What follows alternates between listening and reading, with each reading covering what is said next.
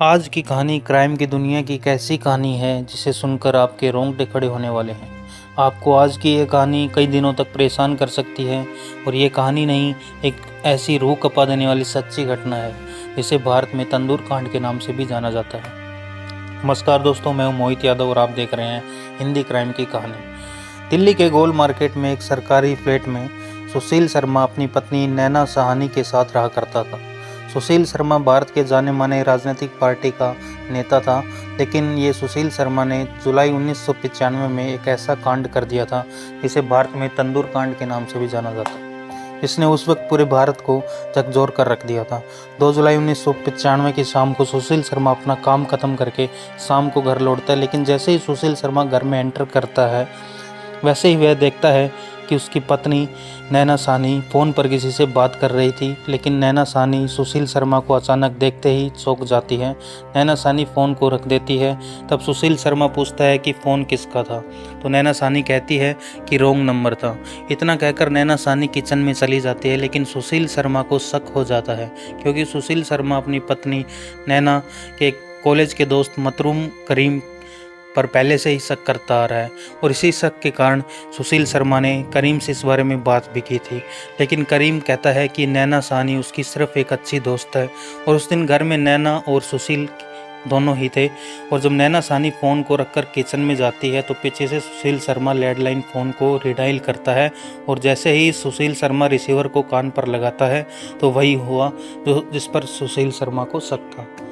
सामने से आवाज़ आती है मतलूम करीम की, जिसे सुशील शर्मा अच्छे से पहचानता है। सुशील गुस्से में फ़ोन रख देता है और भागकर नैना के पास किचन में चला जाता है और नैना से पूछता है कि तुमने मुझसे झूठ क्यों कहा।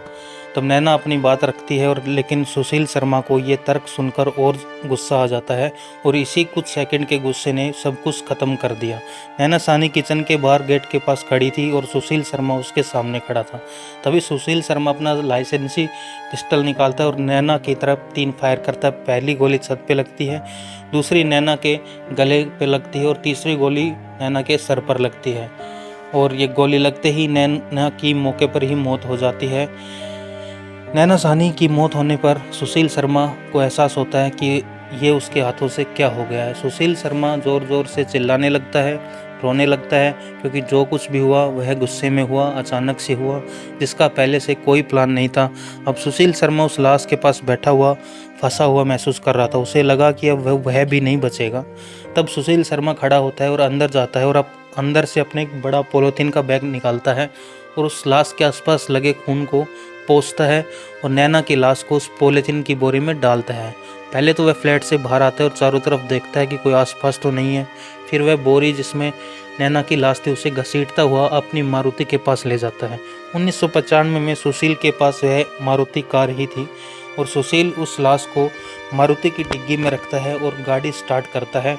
और अब सुशील शर्मा गोल मार्केट से निकलकर ऐसे ही गाड़ी में घूमता रहता है क्योंकि उसके दिमाग में चल रहा था कि आखिर इस लाश का करे तो करें क्या। फिर उसने नैना की लाश के साथ जो किया वो देखकर आपका दिल दहल जाएगा।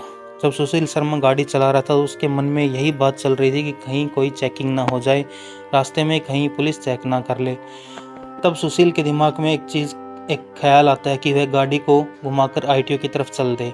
तब वह उस रास्ते पर चला जाता है। वह अपनी पत्नी को आईटीओ पुल से नीचे गिराने की सोचता है और सुशील आईटीओ के आसपास अपनी गाड़ी घुमाता रहता है। लेकिन सुशील को डर होता है कि इतनी रात के वक्त बहुत ज़्यादा ट्रैफिक है और कहीं कोई उसे देख ना ले, क्योंकि वह एक राजनीतिक पार्टी का नेता था जिस कारण लोग उसे जानते भी थे। वह पकड़े जाने के डर से अपना इरादा बदल देता है।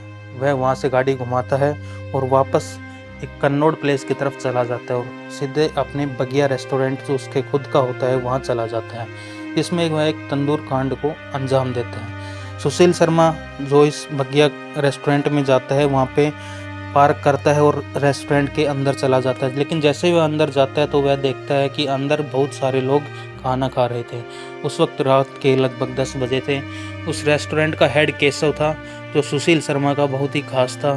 सुशील तुरंत केशव के पास पहुंचता है और केशव को बोलता है कि रेस्टोरेंट को तुरंत बंद कर दे और कहता है कि किसी को खाना मत दो और बोल दो कि खाना ख़त्म हो गया। यह सुनते ही जो केशव होता है वो चौंक जाता है। वो बोलता है अभी तो खाना पड़ा है और लोग अभी आ भी रहे हैं, लेकिन सुशील जो है वो गुस्से से बोलता है। तब केशव समझता है कि कुछ ना कुछ बात तो ज़रूर है। तब केशव नए ग्राहकों को अंदर नहीं आने देता है और जल्दी से जो लोग खाना खा रहे थे उन लोगों को बाहर निकालता है और उस रेस्टोरेंट की सभी लाइटें बंद कर दी जाती हैं और इस रेस्टोरेंट में जितने भी कर्मचारी काम कर रहे होते हैं उन सभी को वह घर भेज देता है। अब उस ढाबे में वे दोनों लोग थे, केशव और सुशील शर्मा। जब पहली बार सुशील शर्मा केशव को सब सच्चाई बताता है, वह बताता है कि उसकी पत्नी का कत्ल उसके हाथ हो गया है और इस लाश को उसको ठिकाने लगाना है। लेकिन केशव सुशील का पुराना दोस्त होने के नाते वह सुशील की मदद करने की सोचता है। अब रात के अंधेरे में बाहर खड़ी कार से नैना की लाश को निकालकर दोनों उस रेस्टोरेंट में ले आते हैं और उस रेस्टोरेंट में कोने में एक बहुत बड़ा तंदूर लगा था और इसी तंदूर में वो लोगों को रोटी बनाकर खिलाते थे, जिस कारण उस तंदूर में अभी भी कुछ आग थी। तो केशव और सुशील नैना की लाश को पकड़कर उस तंदूर में डाल देते हैं, लेकिन तंदूर में इतनी आग नहीं थी कि उससे एक डेड बॉडी जल सके। अब आग को तेज करने के लिए इस तंदूर में पोस्टर, कागज और रद्दियां डालते हैं, लेकिन फिर भी आग तेज नहीं जलती। तो केशव सुशील के पास पड़ा बटर मांगता है और सुशील बर्तन में पड़े इस बटर को तंदूर में फेंक देता है और जैसे ही तंदूर में बटर को फेंका गया तो अचानक आग से बढ़ जाती है और नैना साहनी की बॉडी जलने लगती है। सुशील शर्मा इस लाश को जल्दी जलाना चाहता था, तो उसने पास में पड़े एक बर्तन में पड़े और बटर को डाल देता है और रेस्टोरेंट में आग इतनी ज़्यादा लग गई कि रेस्टोरेंट के बाहर उस आग के लपटों को साफ देखा जा सकता था। उस रेस्टोरेंट के पास अनारो नाम की एक महिला सब्जी की दुकान लगाती थी।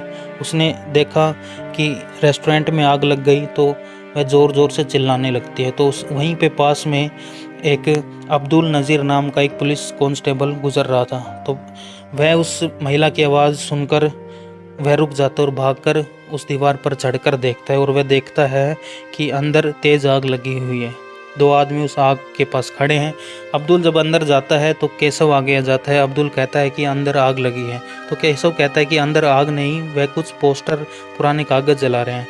तो अब्दुल कहता है कि थोड़ा ध्यान से, कहीं आग न लग जाए। इतना कहकर अब्दुल बाहर आ जाता है, लेकिन जैसे ही अब्दुल बाहर आता है तो उसे अलग से बदबू आती है, जैसे किसी के बालों के जलने की, किसी के मांस के जलने की।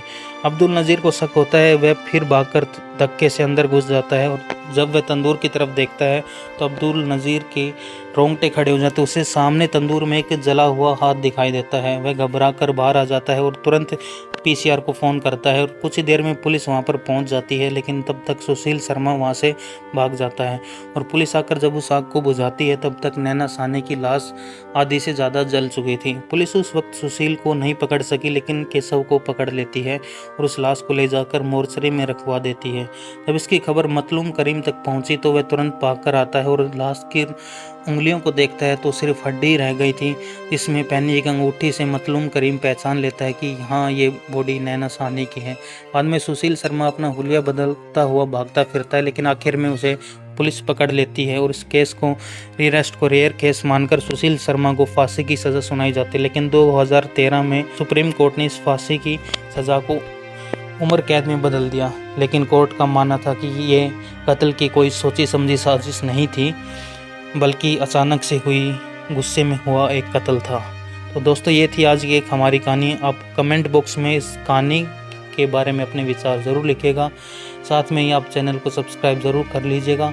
मिलते हैं अगले एक नई कहानी के साथ, तब तक अपना ख्याल रखिए। धन्यवाद।